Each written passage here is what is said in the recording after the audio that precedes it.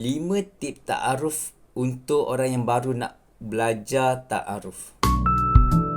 Yang pertama, kena betulkan niat. Ta'aruf ni bukan untuk dating tau. Tapi usaha kenal untuk mencari pasangan yang halal. Kalau niat tu dah betul, insyaAllah cara dia pun akan jadi betul. Yang kedua, kena jujur dari awal lah. Tak perlu jadi orang lain. Lebih baik nampak yang real dari nampak yang sempurna tapi palsu. Yang ketiga, tahu apa nak tanya dalam sesi ta'aruf tu. Tanyalah tentang nilai hidup dia, tentang keluarga dia, latar belakang hidup dia dan juga matlamat perkahwinan dia. Bukan sekadar tanya dah makan ke belum, dah balik kerja ke belum, ataupun suka warna apa, suka buat apa. Bukan sekadar itu saja.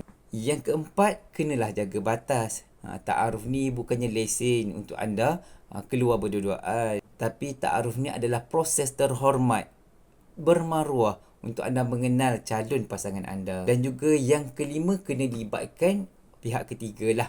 Sama ada wali kita ataupun ahli keluarga terdekat kita. Biar ada orang yang boleh dipercayai menjadi orang tengah antara hubungan tersebut lah. Supaya prosesnya lebih selamat dan juga berkat. Kalau anda sedang mencari pasangan ta'aruf dan juga dah mula terdetik hati untuk mula ta'aruf tu, jom sertai Tiljannah Umay, tempat orang single berkumpul. Manalah tahu dekat situ anda boleh jumpa calon yang sesuai, yang serasi dengan diri anda dan juga mungkin yang sama matlamat dengan anda nak berkahwin dalam tempoh terdekat. Ajak juga kawan-kawan dan juga ahli keluarga yang single tu, okey?